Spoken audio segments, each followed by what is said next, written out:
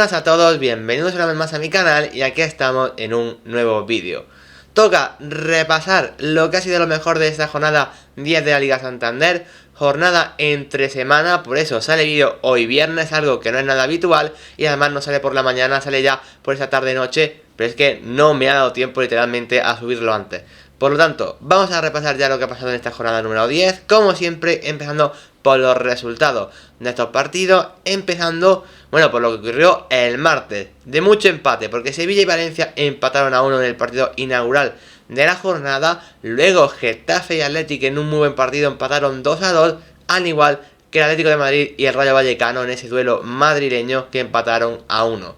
Luego ya, el miércoles, Cádiz y Betis también empataron en un partido 0-0, luego ya por fin la primera victoria de esa jornada llegó por parte del Valladolid, ojo, 4-1 al Celta de Vigo, luego la Real Sociedad le ganó 1-0 al Mallorca y ya para finalizar el miércoles el Real Madrid ganó 0-3 en campo del Elche. Y ya en el día de ayer el Almería ganó 3-2 al Girona en un partidazo, luego lo comentaremos. Osasuna ganó 1-0 al Español, pero aún así me gustó mucho el equipo de Jacoba Arrasate. Y por último el FC Barcelona, al igual que el Real Madrid, ganó 3-0 en este caso al Villarreal.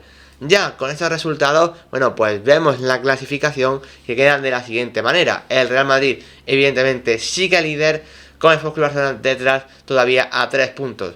La Real Sociedad, que está intratable, ahí se coloca tercera con 22 puntos, a 3 puntos del FC Barcelona. Y ahora mismo, tanto Atlético de Madrid como Betis empataron, por lo tanto sigue la cosa igual con 20 puntos, al igual que Athletic, que sigue sexto. Luego en la parte de abajo, evidentemente el Elche sigue siendo colista tras su derrota. Cádiz sigue sumando poquito a poquito, ya lleva 5 partidos sin perder, así que 7 puntos. Y ahora eso sí, el que entra en descenso es el Girona, que pasa por una muy mala racha. Evidentemente, tras comentar lo que ha pasado en esta jornada en la clasificación y en los resultados, vamos ya con las 5 claves para mí de esta jornada número 10. Y empezamos las claves de esta jornada hablando de un jugador que a mí personalmente me ha encantado esta jornada, pero que su importancia trasciende más allá de esta jornada. Y hablo de Antoine Griezmann. Y eso que el Atlético de Madrid no consiguió sumar los 3 puntos frente al Rayo Vallecano, pero aún así hay que hablar de la importancia del francés en el contexto actual del Atlético de Madrid. Sabemos cómo empezó la temporada para Griezmann sin poder jugar de titular, bueno, por esa cláusula que se convertiría en un pago de 40 millones al FC Barcelona. Al final se llegó a un acuerdo, han sido 20 millones y de esa compra definitiva por parte del club colchonero, Antoine Griezmann ya es titular. Y qué bien le viene al conjunto rojiblanco que Griezmann juegue desde el inicio, porque está claro que es uno de los jugadores más determinantes. Su partido directamente frente al Rayo Vallecano a mí me pareció realmente bueno. Sobre todo su entendimiento con Morata en la delantera. Ya vimos en la jornada anterior que Morata le daba un gol al francés y en este caso fue todo lo contrario. Fue Antoine Griezmann quien se lo daba a Álvaro Morata. En cualquier caso, todo el circuito ofensivo del Atlético de Madrid mejora con Antoine Griezmann en el campo, porque sabemos que a pesar de las muchas alternativas que tiene el Cholo Simeone para los puestos de ataque, al final Antoine Griezmann es el más diferencial, y más con un Joao Félix que al final, bueno, pues se nos está quedando de ver, porque prácticamente no está ni contando ahora mismo para el entrenador argentino. Si a eso le sumamos que Correa, es verdad que es un jugador muy interesante, pero que a nivel de calidad evidentemente está por debajo, y que Álvaro Morata y Mateus Cunha son más nuevos, no diré referencia puros, pero sí que son más potentes, más jugadores quizás de área, son otra cosa. Al final Antoine Griezmann se nos queda como ese delantero tan esencial para el actual Atlético de Madrid, y desde luego el equipo creo que mejora en ataque desde que el francés está actuando como titular y habitualmente en los 90 minutos. Como digo, no se pudieron sacar los 3 puntos frente al Rayo Vallecano, pero aún así Antoine Griezmann se dedicó a repartir juego. Mirando la estadística, hasta 7 pases claves dio el jugador francés. Ya sabéis, pases claves son aquellos que generan una ocasión de gol. Por lo tanto, evidentemente, no solo por lo que marca, no solo por lo que asiste, sino por todo lo que genera el jugador francés, tenía que ser una de las claves de esta jornada, porque insisto, más allá de este último partido, hay que hablar de lo importante que vuelve a ser ya, ahora sí, Antoine Griezmann para el Atlético de Madrid. Y yo creo que con el paso de la jornada, espero que su rendimiento vaya aún a más. Como segunda clave de esta jornada, no me muevo de Madrid, pero sí cambio de equipo porque tengo que hablar del Getafe. En este caso el Getafe fue otro equipo que tampoco consiguió la victoria en esta jornada, otro equipo que sumó un empate, pero claro, una de las mejores actuaciones de la jornada nos las ha dejado Carlas Aleñá. Un jugador, la verdad, que siempre ha habido cierta controversia con él, porque es un jugador que el FC Barcelona, siendo canterano, llegó un momento en el que aportaba bastante. Normalmente salimos del banquillo, era un jugador que además se creía mucho en él, en esa fábrica como es la Masía. Sin embargo, llegó un momento donde se quedó sin hueco en el conjunto culé. Partió a Getafe y la verdad es que en Getafe nunca la ha terminado de romper. Siempre ha sido un jugador intermitente que estaba entre ser titular o el banquillo. Pero lo cierto es que para Quique Sánchez Flores siempre ha sido muy importante y suele ser un titular bastante habitual. El caso es que aún no había hecho ese partido que nos confirmase lo que seguramente todos veíamos en Aleñá. Un centrocampista con presencia que podía dominar ciertos partidos y sobre todo con mucha capacidad para llegar al área rival, más que por llegada de por sí, por su talento natural con balón. Y eso Carlas Aleñá no lo había demostrado hasta esta jornada, porque vaya partidazo de Carlas Aleñá. Gol y asistencia para mí para confirmar una de las actuaciones de esta jornada sin ninguna duda. Al final el par de Carlas Aleñá, el gol y la asistencia son básicamente la transformación de lo que fue su partido, donde fue totalmente omnipresente. De hecho, también está siendo un jugador que está bastante sacrificado en defensa. Ya sabemos que en el Getafe actual, si no curras en defensa, al final muy probablemente no seas titular. El caso es que Aleñá trabaja una barbaridad como interior, pero claro, a eso se le añade un jugador que con pelota siempre ha tenido mucho criterio, siempre ha tenido muy buen golpeo y capacidad de asistir a sus compañeros. No lo estamos viendo habitualmente, pero lo hemos visto en esta jornada. Eso demuestra que lo que ya presumíamos en Carlas Aleñá hace varias temporadas, cuando aún seguía en el FC Barcelona, no se ha ido todavía. A mí Aleñá es un jugador que siempre me ha gustado una barbaridad, que es cierto que la última temporada en Getafe había dejado de crecer, la verdad, como se esperaba, que yo ya había perdido un poco esa confianza en él, pero que con ese partido, honestamente, pues me ha vuelto esa ilusión por Carlas Aleñá como un futbolista muy importante para el Getafe. Por lo tanto, aunque el Getafe no ha conseguido sacar 3 puntos, para mí Carlas Aleñá es una de las noticias más positivas de esta jornada. Pero claro, no todo lo que vamos a hablar tiene que ser positivo. Y es que en esta jornada una de esas goleadas que ha habido ha sido la del Real Valladolid al Celta de Vigo. Ojo, podríamos hablar del Real Valladolid porque el partido fue realmente completo y el equipo pucelano ha crecido y mucho tras este partido, pero claro, yo en este caso me quiero centrar en la parte negativa del Celta de Vigo. Ya son 3 derrotas consecutivas y a mí la sensación que me da del equipo vigués es que no están creciendo, incluso que ciertas cosas que se veían buenas hace 2 temporadas están involucionando. A mí el proceso del Chacho Coudet ahora mismo en tierras gallegas me está dejando muchas dudas. El entrenador argentino cuando llegó hace 2 temporadas, traía una nueva idea cargada de mucha ilusión y sobre todo de mucho juego colectivo y de calidad, de mucho peso con la pelota. Parece que esa idea de juego, sigue estando muy vigente ahora mismo en el Celta, pero es verdad que no se está transformando en buenos resultados. El equipo jornada tras jornada va perdiendo puestos en la clasificación. Como digo, suma 3 derrotas consecutivas y esta, en mi opinión, frente al Valladolid ya ha sido un poco, quizá un poco ya el golpe de realidad definitivo para plantearse que quizá el Celta de Vigo necesite ciertos cambios. No sé si necesariamente de entrenador, pero sí en ciertas formas de entender el juego. Sobre todo porque al final estamos viendo que los jugadores de banda, por ejemplo, no generan casi nada. Al final Óscar, por ejemplo, es el que acaba marcando el gol, pero su participación en el partido me parece pobre. También Franco Servi cuando entra no me termina de convencer. Carlas Pérez aún le falta todavía tiempo para adaptarse. Al final es un equipo que se acaba reduciendo casi a lo de siempre, a que Yago Aspas te monte una genialidad y a la buena aparición de Gabri Veiga en esta temporada. Pero más allá de eso, se están siendo prácticamente detalles al final de estar Larsen arriba, de que Marchesín en portería con un buen partido, pero muy poco más. De hecho, a mí me parece que el equipo por fuera genera muy poquito. Hugo Mayo no lo veo nada bien. Javi Galán lo estoy viendo peor que la temporada pasada, principalmente porque muchas veces se recurre a él y a su regate en la salida de balón, y creo que el equipo necesita evolucionar más allá de eso. Por lo tanto, creo que ahora mismo el Celta de Vigo, como digo, no puede recurrir a Iago Aspas toda la vida, y aún así, con Iago Aspas, con el genio de Moaña, el equipo ocupa la 14ª posición.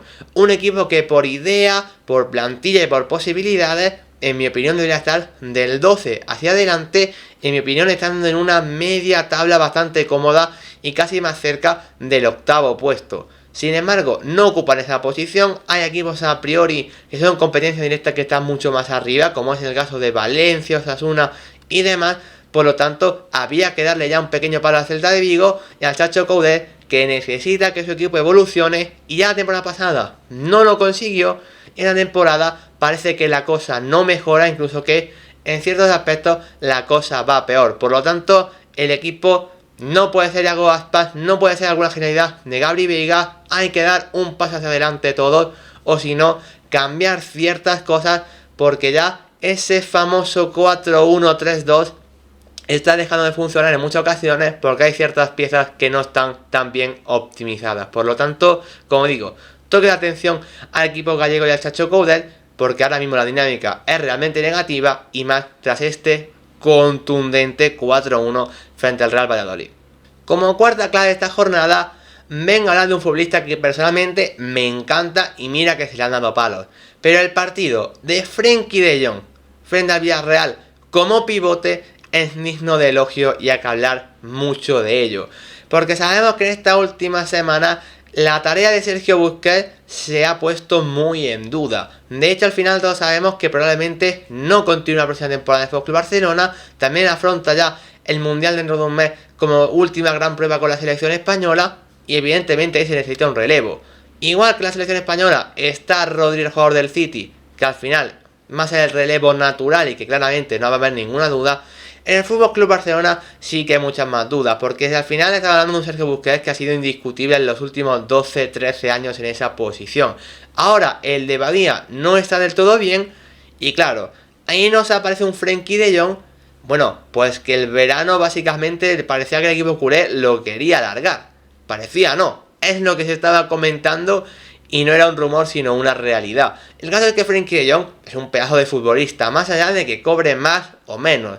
Es un jugador que ha demostrado en muchas ocasiones que es uno de los mejores centrocampistas del mundo que puede demostrarlo. El caso es que según la temporada no lo ha podido demostrar con continuidad, y al final del año pasado fueron de los jugadores que menos acabó rindiendo. El caso es que esta temporada, bueno, pues partía como suplente por su situación. Al final el FC Barcelona acaba invirtiendo en Gavi y en Pedri como interiores, la posición donde Frenkie jugaba habitualmente, pero claro, ahora se nos sale la alternativa de que el jugador neerlandés acabe siendo el pivote que pueda sustituir a Sergio Busquets. Evidentemente siendo muy diferentes, porque Sergio Busquets es un jugador de muy buena visión, de muy buen pase al primer toque, y el neerlandés es un jugador pues de mucho más recorrido, de más zancada, con mucho más ritmo, con mucha más capacidad para superar rivales. Evidentemente son jugadores diferentes, más allá de que uno sea mejor que otro, porque como digo, creo que realmente cada uno explica la posición del medio centro desde unas características muy diferentes. El caso es que el partido de Frenkie frente al Villarreal fue una exhibición de recuperar balones en primer lugar, de superar al rival en conducción en segundo lugar, y de simplificar el juego de FC Barcelona para que todo lo que pase en ataque funcione de mejor manera. Por eso ha sido uno de los jugadores más destacados de la jornada, y ahora ya se abre el abanico y se abre la pregunta de si Frenkie de Jong puede ser el sustituto de Sergio Busquets en el FC Barcelona de cara a la próxima temporada, o si todo sigue así, ¿por qué no?, en lo que resta de esta. Y como quinta clave ya sabéis que utilizo esta última para hablar del que ha sido para mí el partido más destacado, más llamativo o más importante. En este caso me he querido quedar con dos equipos de la zona baja que nos dejaron un partido vibrante de emociones. Ese Almería 3 Girona 2, que bueno, se jugó básicamente ayer por la tarde en el horario de las 7, y que fue un auténtico partidazo. Al final, porque sabemos que el potencial de Almería es muy alto, y porque el Girona es uno de esos equipos que nos está dejando buenas sensaciones en el inicio de temporada, pero que en muchos partidos están infrapuntuando hasta el punto de que actualmente se encuentran en descenso. El caso es que ya viendo un poco las alineaciones, vemos como había muchas cosas que llamaban la atención y que evidentemente iban a tener mucho protagonismo. Para empezar, porque Almería seguía en ese sistema un poco de rotación en la parte de arriba, que últimamente las cosas están saliendo mejor, y porque el Girona cambiaba de esquema ese 4-4-2. El caso es que en la primera parte, entrando ya en la cronología del partido, el equipo andaluz empezó realmente bien. Volvió a ser ese Almería que muestra un gran caudal ofensivo, que aprieta arriba, que al final, teniendo jugadores como el Bilal Touré en punta que se está enchufando, como Adrián en barba, que hizo un partido espectacular, y como Leo Baptistao, como ese falso extremo derecho entrando mucho hacia adentro, el equipo ofensivamente ha mejorado. Y sabéis que soy un gran enamorado del Ardi Ramazzani, el pequeño jugador belga que a mí personalmente me ha deslumbrado en segunda esta última temporada y que ya en su impacto en primera ha sido bueno. Pero lo cierto es que esta delantera le está funcionando ahora mismo muy bien a Rubi. Principalmente porque son tres jugadores diferentes, pero con los tres jugadores, bueno, con mucha visión hacia el gol. El propio Leo Baptistao está rindiendo muy bien desde banda derecha. Entiende muy bien esa posición de colocarse ahí más en fase defensiva y cuando Almería tiene el balón, caer hacia ese costado, pero acabar básicamente recibiendo dentro del área. Por eso al final Almería se acaba adelantando, porque al final acaba juntando dos delanteros, el Bilal Touré y Leo Baptistao, que fue el que remata para poner el primero.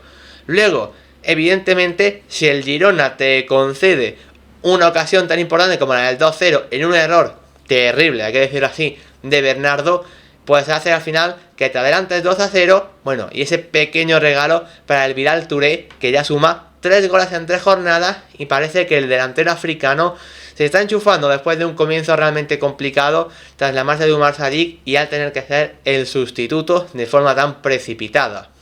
Luego, a esos 2 goles se le añadió el grandísimo golpe de Adrián en barba que honestamente yo no confiaba demasiado en él. Hace ya 2 jornadas hablamos de su partidazo, de hecho lo incluí en el 11 de esa jornada en un partido que dio 2 asistencias y esta jornada ha vuelto a dejar una grandísima actuación con ese golpeo de falta directa que acabó poniendo el 3-0. En el caso que en este partido así finalizaba la primera parte y parecía que el Almería lo iba a tener ya muy de cara, que eran más o menos 3 puntos fáciles a partir de aquí, ni mucho menos. El Girona nunca se rinde, sabemos que el equipo catalán juega bien al fútbol, tiene piezas para ello. Y al final del partido se complicó y mucho. Para empezar, porque hay un chico que nos encanta a todos, que se llama Rosso Riquelme, y que nos ha vuelto a dejar una de esas joyas a base de gol, para marcar ya, si no me equivoco, su tercer gol esta temporada, y en el que en este momento ponía el 3-1 en el marcador. El Girona seguía atacando, seguía insistiendo, realizando cambios, bueno, y al final acabaron encontrándose con un penalti a favor, que evidentemente los metía y mucho en el partido. Claro, aquí sin embargo no estuvo nada bien Cristian Stuani, que erró el penalti, todo hay que decirlo, ante una muy buena parada de Fernando Martínez. Eso sí, esto no debilitaría al Girona, porque minutos más tarde se volvieron a encontrar con otro penalti a favor, que esta vez ya sí que Stuani iba a transformar para ese 3-2.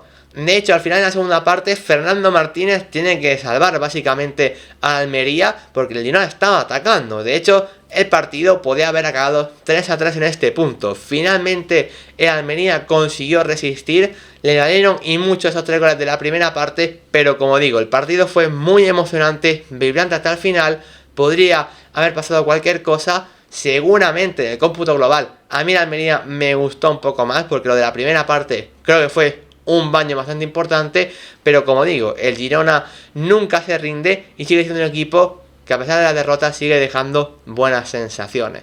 Por lo tanto, este último partido lo tenemos que analizar como para mí el partido más emocionante de esta jornada. Y hasta aquí las 5 claves de la jornada número 10. Si os ha gustado, como digo siempre, podéis dejar un like y suscribiros, porque todo apoyo se agradece una barbaridad. Un saludo y hasta la próxima.